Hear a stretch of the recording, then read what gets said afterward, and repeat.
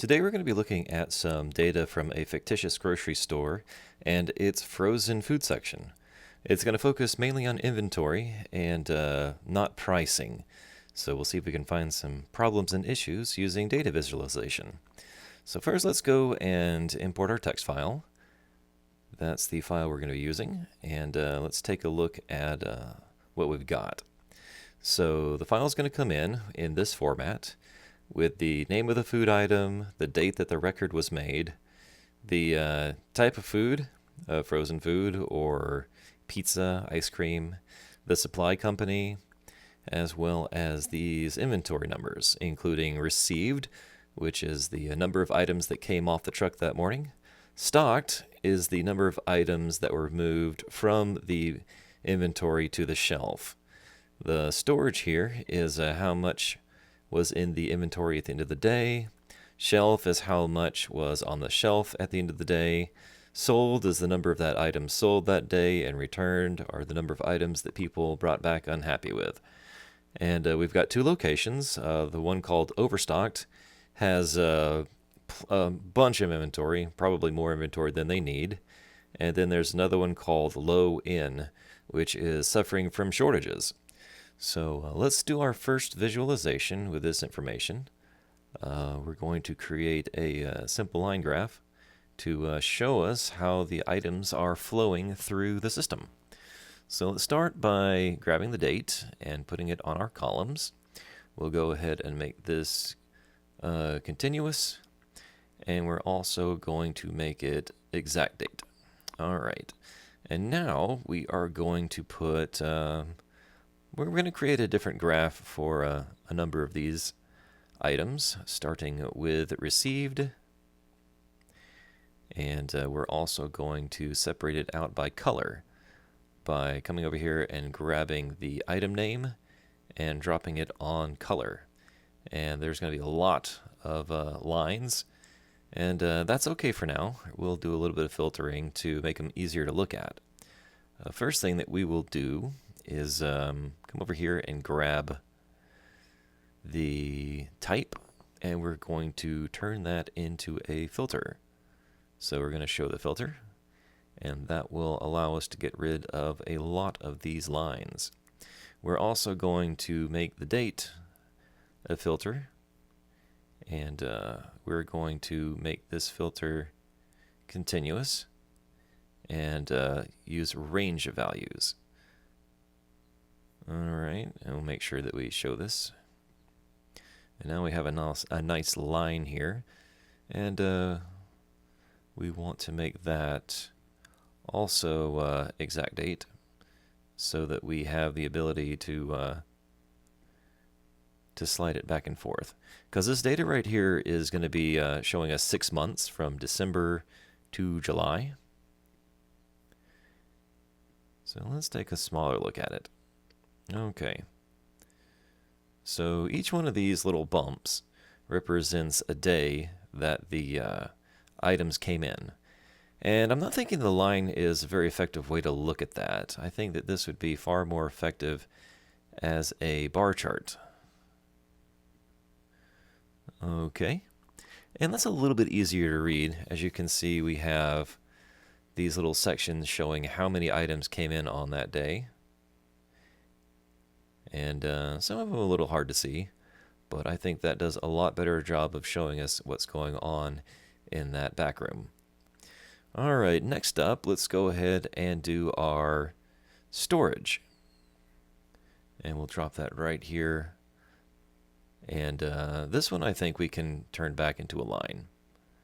So let's see here, we've got all set to bar. Let's go ahead and set all to line, because that's the one that we're going to be using the most. Put this back to bar, get our stack bar chart back, and then we have our lines here. Now, as you see, the inventory is dropping on all these items. Let's just look at breads. There we go.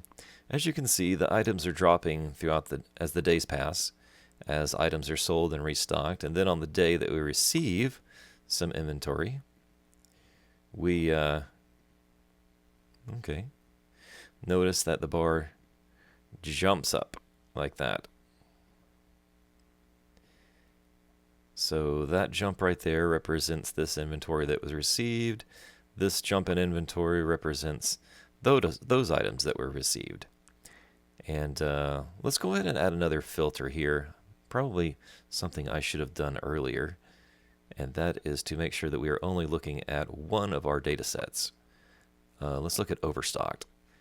And as you can see on overstocked, the items never really fall down that low.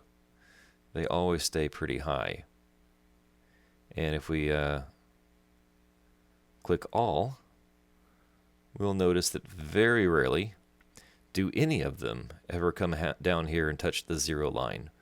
We almost always have stock of all the items, with a couple of notable exceptions here and there. Let's look at frozen vegetables. Ice cream. Ice cream looks like it's very regular, so I'm assuming that all of them are supplied by the same company. That may or may not be true. Pizza. Looks like pizza is pretty popular. It oftentimes gets pretty close to running out. Ice cream definitely does, especially in the summer months.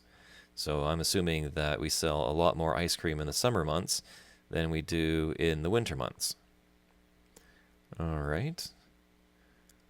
Frozen vegetables looks like it got off to a rough start, but after a little while, inventory situations got sorted out. Okay, next up, let's go ahead and pull our stocked. Stocked or shelf? Let's take a look at both shelf and stocked.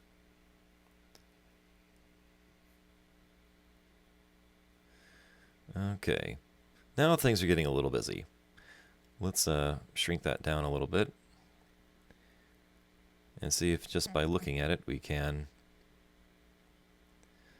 find some answers to what's going on back there. Alright, so stocking looks like it's in pretty good shape. Looks like our shelf at the end of the day stays pretty high, except for here with carrots. Looks like carrots did not get stocked for some reason for a couple of days. And so did mango chunks. It looks like we have plenty of stock in the back room for both of those, so I have no idea why they wouldn't have stocked them. Of course, when we come over here to stocked, we notice that a number of items were added throughout the day, and so it might have just been a little problem they were having at the end of the day where they weren't able to fill the shelf up. But it does look like the shelf must have stayed relatively full throughout the day, because the number of items that were moved from the inventory to the shelf is pretty decent. Let's see if there is a problem by grabbing our sold and throwing another graph on there too. Okay, looks like the only issue that we're having is with our berry mix, and that's because we didn't start with any berry mix. We started at 0, and because we are starting at 0 here, we have a 0 shelf. We have, somehow, it looks like we were getting stocked, but maybe we had some on the shelf, but we didn't have some in the backroom inventory. So we have that. We have some sales here at the beginning, but then there were no sales.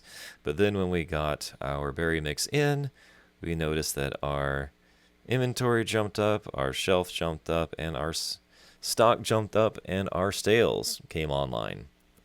And aside from these dips right here in a shelf, I don't really see at this point much of an issue to look at. Inventory maintains pretty strong throughout the month. Let's slide it a little forward and see if there's any other mysteries that pop up.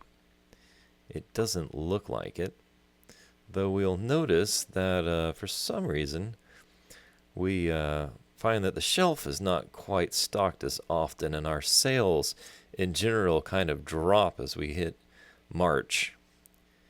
And that might be why our inventory seems to be on average a bit higher. It's a curious thing. I wonder why people would not want to buy frozen vegetables at that time of the year. Okay, and then it's pretty consistent. It stays in that range. throughout the course of the year. All right, let's switch over to our understocked store and see what we got. Now you can see we have a little bit more of a disaster going on here. It looks like we completely ran out of all of our frozen vegetables at this time, and a number of them here. And even though we got a very healthy stock in of berry mix and broccoli, we barely got anything in the other categories, and they sold out very quickly and remained absent. And we'll notice that on our shelf, about the time we run out of backroom inventory, the shelf also empties out. That's also the time that we run out of sales here. Though our berry mixes and our broccolis selling pretty consistently. It looks like there's some issues here with the shelf with the broccoli, but our sales are pretty strong until we also run out of those. And then boom, there goes the sales, there goes the stocking. So this store obviously has major issues with their inventory. And it's the same story over and over again. We run out of inventory pretty regularly, and our sales drop, and our stock on the shelf drops also. Sales drop for everything except for carrots. Am I right? Berry mix and broccoli. Sorry. I'm thinking carrots because it's orange. All right. But let's take a look at everything just from a giant... that's a little bit too busy. Let's take a look at each individual category and see if they're any better. Looks like the bread. It's got some issues, especially with breadsticks. We almost never have any breadsticks. When we do, they seem to sell out pretty quickly. So if we could solve our breadstick problem, we'd probably make a lot more money. It looks like our garlic bread gets kind of low from time to time. Here we are, out of garlic bread. And but we do seem to have a lot of garlic bread, dinner rolls, French bread, and yeah, compared to everything else. Specifically French bread and breadsticks. Okay, but when we do get them in, they go pretty fast. Let's take a look at our frozen dinners. Okay. Well, there's another nice thing. Let's see. It looks like we always have some kind of bread in the inventory. It also looks like we always have some kind of frozen dinner. But probably see kind of the same story here. If we narrow down on it a little bit more, we can see that like with frozen lasagna,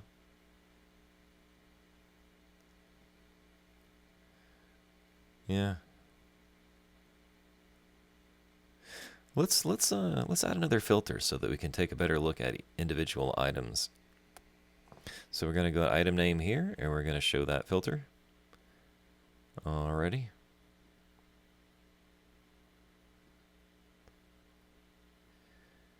And let's leave that one on, and let's do individual items here.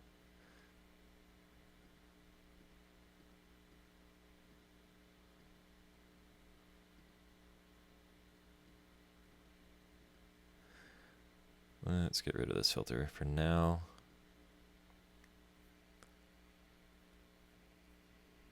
And let's try that one more time. Okay, there we go. Alright, so if we take a look at breadsticks, we can see that I think we need to bring our location back. Yeah, let's bring back the location. Somehow we got rid of that.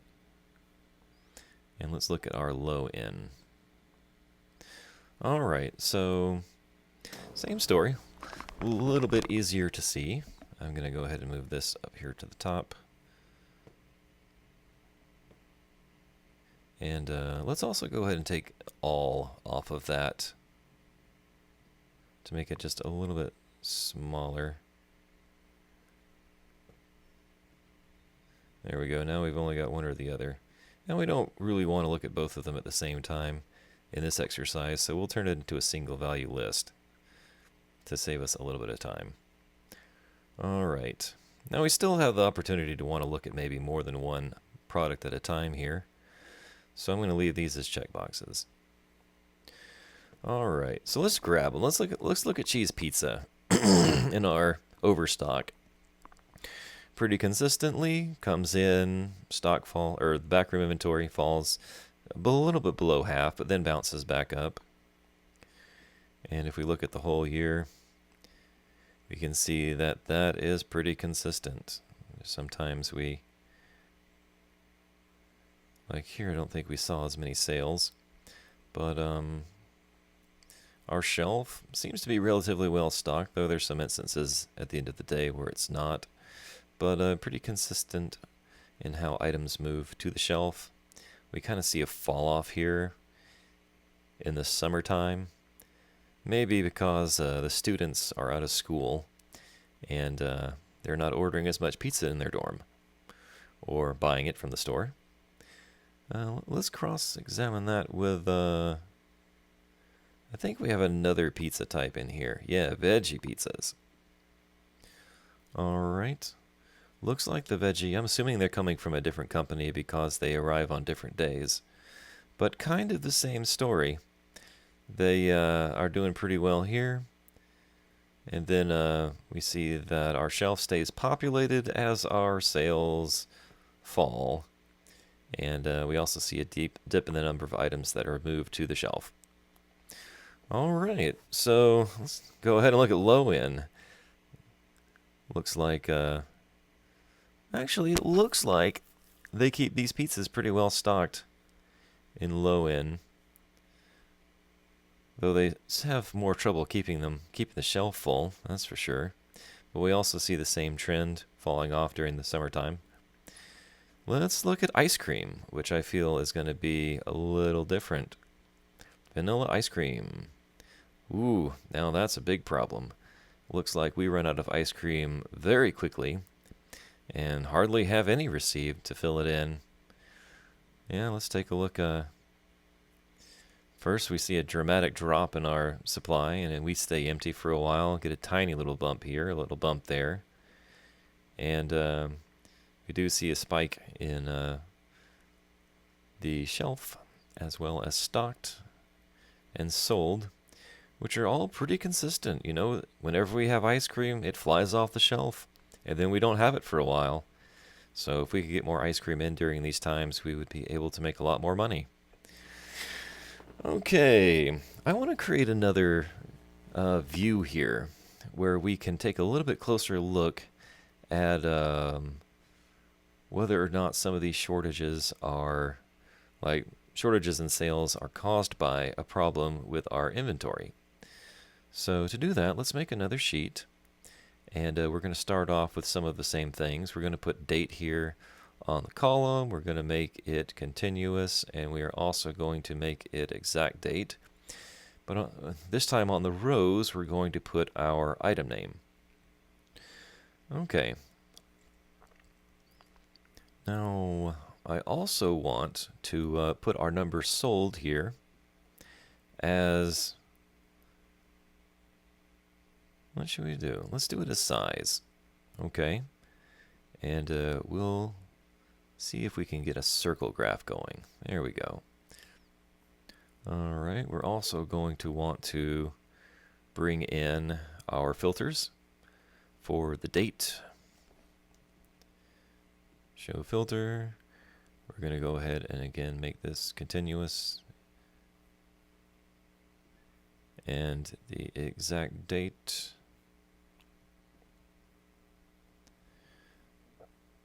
Okay. And we're going to show it. And we'll shrink this down a little bit so that we can take a closer look at it. Okay. So by looking at these circles, we can see, oh yeah, let's also bring in our location. That's important. Well,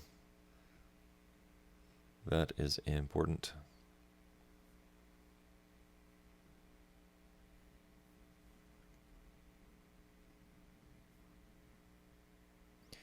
Yeah, might as well go ahead and turn this into single values and get rid of the all. Customize, show all values. All right, so just taking a look at this, we can tell that our low end has major problems at various spots with its sales. But I don't really like this view very well. Let's see if we can turn it into a line graph, where the thickness of the line is going to show us what we want to see. So I'm going to set, make the basic value of our line to be 1. Oops. That's AVG. And that will give us a line through there. Let's pull this off of there. And let's turn this into a line. Okay. And let's come over here to our axis. And let's make it in between 0 and 2. Alright, that will move our line here to the middle of our view. Let's see if we can also hide this, because that's not going to be important for our visualization. What we want to do now is take our sold and put it on size. And then we're going to increase our size a little bit more, which will make it very apparent when we have sales and when we don't. All right. So here we have a good overview of what's going on in the month of January and some of February. We have sales here, no sales here, sales here, well, no sales here, no sales here, no sales there. All right, what I want to do next is modify the color of these so that they will show us how much stock we have in an inventory. And in order to do that, a very quick and easy way to do that is to just grab our storage and drop it onto color. And let's see what we get from that. All right, we can see that when it gets lighter, we've run out of our item in storage, and it ranges between 0 and 195. But let's go ahead and change that a little bit so that we get a better look at things. So instead of it being light blue, let's just make it white. Whew. Looks like that knocks us out in most places. Yeah, let's create a custom palette. All right, so over here, and I think we need to do it this way, with white on this side and blue over here. All right, we're going to call this stock color, and we're going to save it and see how that looks. Looks a little bit better. I think we might go ahead and, so that we can at least see this area, change it again so that instead of being white, it's going to be something else. I think we can actually make it better just by adding steps. So if we add 5 steps,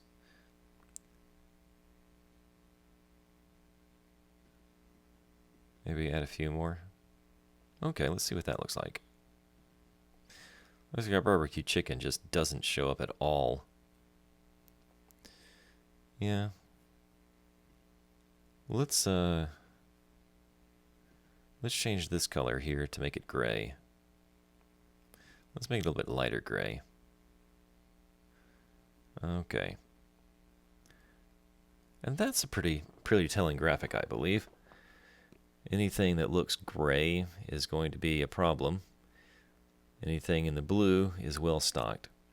So if we look here at Cheese Pizza, we'll notice that it has a very strong sales line, and the stock stays relatively blue for the whole time, doesn't often drop down here into gray. Not so for chicken Alfredo or chocolate ice cream. And cookie dough also seems like it's pretty good, though it does get down into the danger zone in some of these places. And eventually we run out over here. So let's extend that and see if we eventually get cookie dough back in. Actually, that's probably just the end of the line. It doesn't look like we suffer major cookie dough outages. We just don't look at anything past this point. Looks like dinner rolls. Also, we kind of get into the danger zone here when we run out, but we pretty consistently have dinner rolls in stock. French bread had a problem right here, and so did frozen lasagna here and here.